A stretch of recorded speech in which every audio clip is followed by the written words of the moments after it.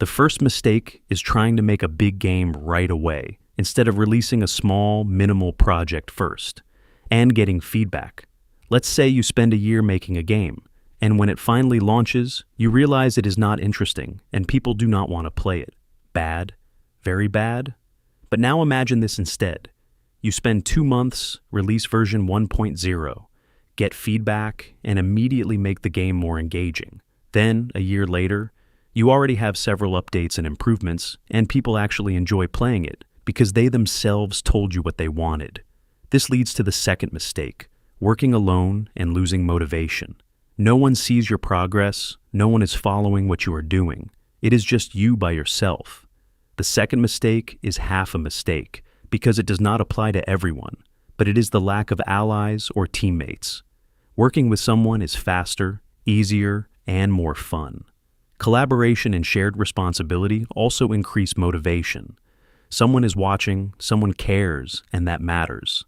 The third mistake, and a very important one, is ignoring optimization. You need to optimize from the very beginning. Otherwise, when players start experiencing lag and freezes, you will only have 2 choices: either ignore it and ruin the game, or practically rebuild and optimize everything from scratch. So, optimize early, your geometry, textures, and visual effects. The fourth mistake is adding too many details that nobody actually needs. If you are making an indie game, especially an early beta release, those extra details can come later. If your core gameplay is not interesting to people, then the details, being secondary, will matter even less. And finally, the last mistake is focusing only on mechanics instead of asking the main question: is it actually fun? The game needs to be interesting to play. In most cases, people do not care how complex your systems are or how much time you spent building them.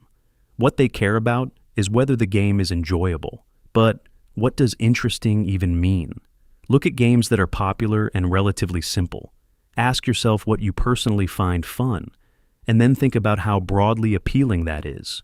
Maybe you are part of that 1% of people who enjoy something very specific. But 1% of players is not a lot, right? It is usually better to focus on something with, say, 70% appeal rather than 1%. If this helped you, don't forget to like and subscribe.